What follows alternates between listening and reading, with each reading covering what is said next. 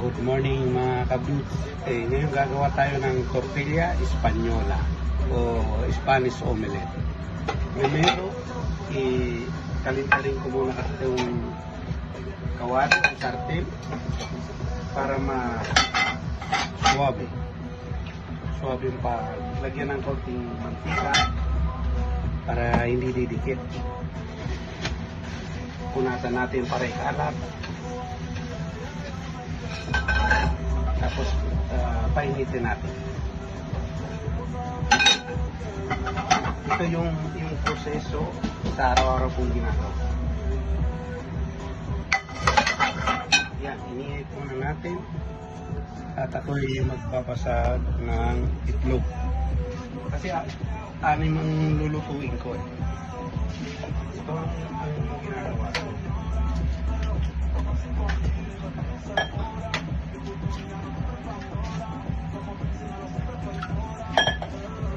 Isa-isa ko kasing ginagawa kasi pag nabasag kasi yung itlog may mga kaskaro kaya shell. Kailangan isa-isa tsaka para kung mayroon kasing bugok na itlog hindi mapahalo dun sa mga binasag mo. Kaya isa-isang ginagawa ko.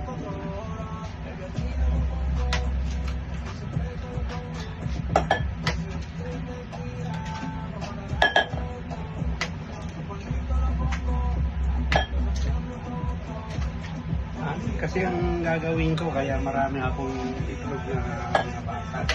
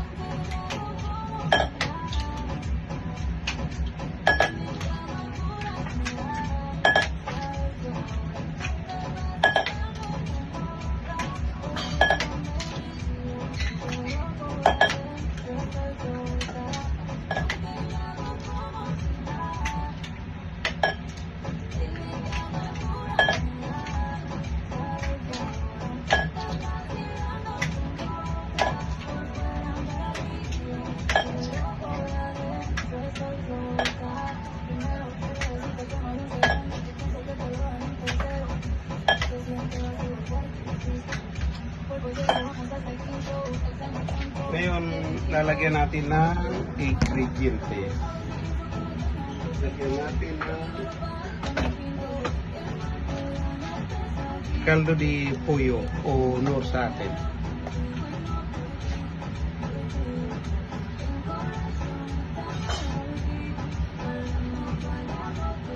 Dahil sa isang gagawin natin, mga size na daklot.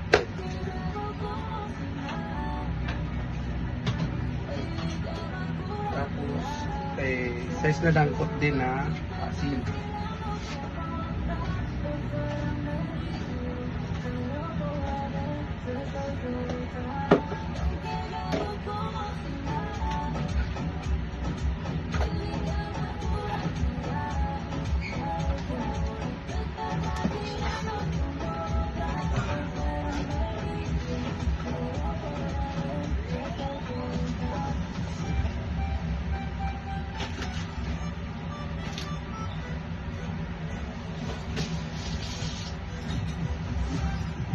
Ngayon, babati na.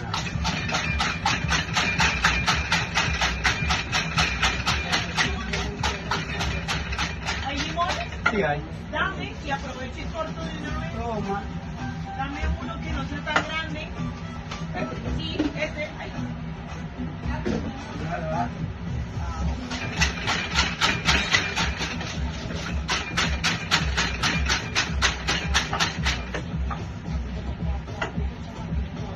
Ito yung naluto ng tortilla. 5 kilos ito sa pag hindi pa luto.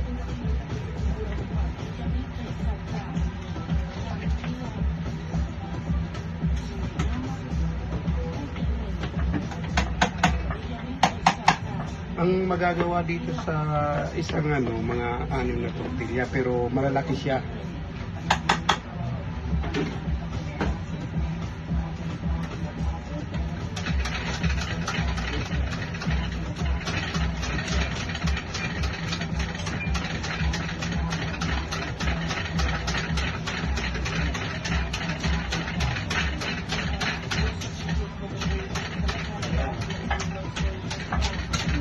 Binabati ko yun.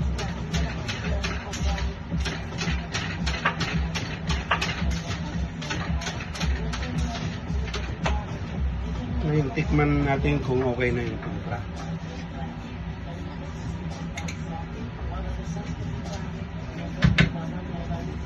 Okay na. Ngayon, ipapalakas ko yung apoy. 3 kasi nandyan, kasi yung isa dyan available parate. Para isasalin ko mamaya yung tortilla. Yan. Pupul ko na yung init.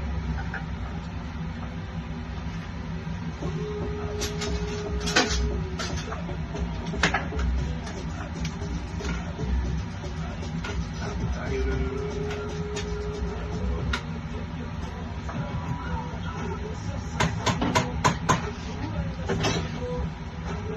Ayan, initin natin na yung sarte o kawali.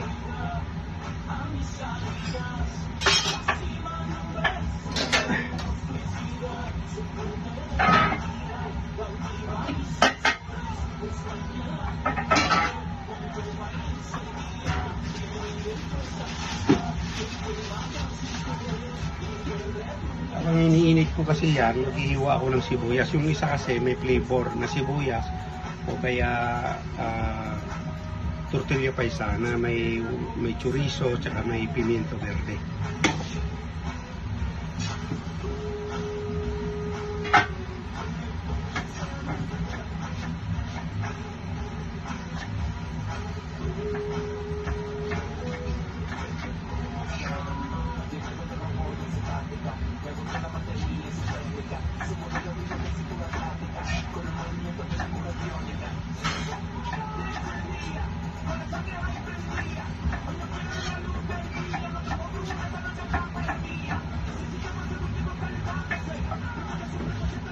Ayan, ilalagay natin sa fridora yung iniwa kong sibuyas.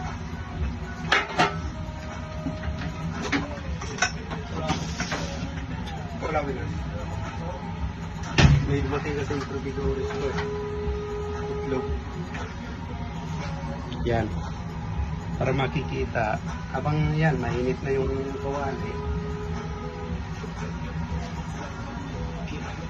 Kailangan siya mainit na mainit para hindi siya dumidikit.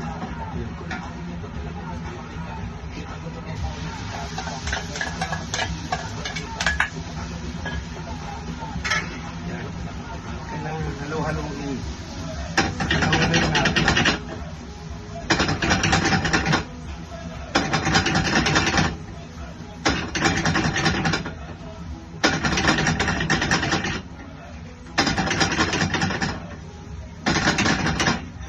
Halo-halo na, ililipat natin doon sa mainang apoy. Yung isa naman, yan, papalit-palit lang yan.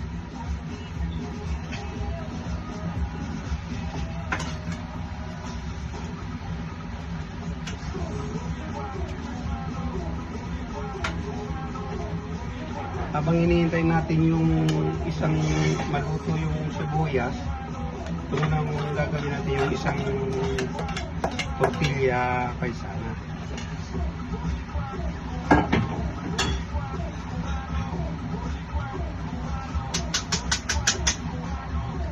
Yan, tingin natin ito.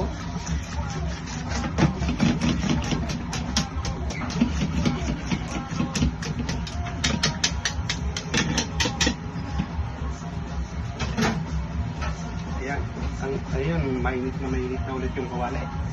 Ilagay na lang ulit natin itong binatin natin.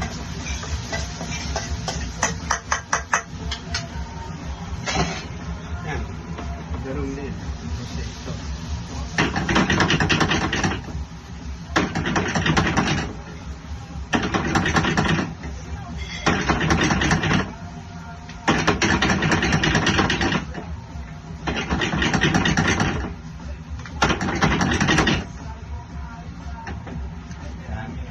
Hintayin natin mga 3 to 5 minutes bago natin ilipat yung isang tortilla.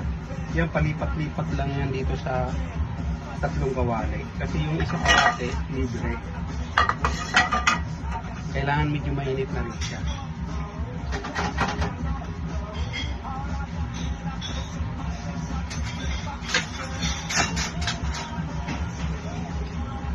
Kaya kailangan meron kang spatula dito. Kung nakikita mo medyo dumidikit yung patatas, kailangan ano mo.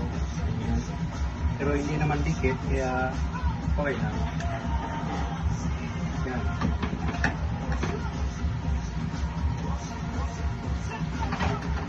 Hintayin natin ng konting minuto pa.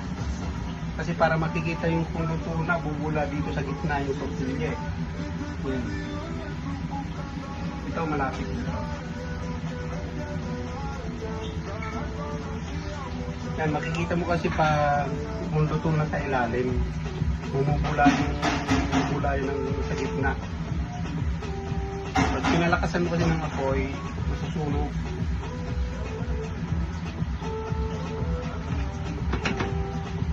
Yan. Ngayon, babalik na rin natin. Ito yun. Yan. Ganito. Yan ang... Tapos, pakabaliktad kasi mayroon pang residyo o tira. Kailangan kumuha ka ng papel de kusina. Lilinisin mo ito. Para sa palit. Ito.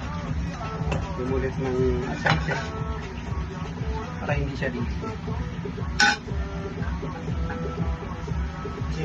Ito yung kasunod kanina eh. Medyo malakas yung apoy kaya mabilis. Ito na ulit pinagawin natin. Yes. Ito yung paisano. Ganun ito yung proseso. Tapos kailangan mong linisin. Tapos lagyan ng konti ng mantika.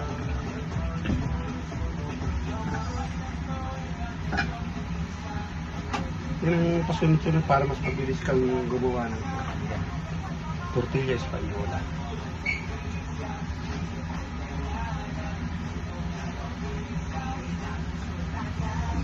Hintay lang tayo ng 2 to 3 minutes. Luto na yung isang tortilla. Tapos yung isa, luto na rin. Pag mabilis ang kasing proseso, kailangan medyo mainit na yung kawali para mabilis. Ito kasing niluluto ko para sa tortilla con cebolla. Yung dalawa, tapos na. Yung paisana at saka sola. Dapat mauna yung sibuya doon sa paisana, kaso hindi pa luto yung sibuya kaya inuna ko muna yung paisana. Pero normalmente kailangan mauna yung sola o sin sibuya o walang pure lang na patatas. Kasi maglalasa kasi pag inuna mo yung ibang flavor eh sa kawali, kailangan siyang mauna. Yan. Yan ang luto na yung tortilla natin. Ngayon, gagamitan ko na siya ng plato kasi finished product na siya eh. Ito yun.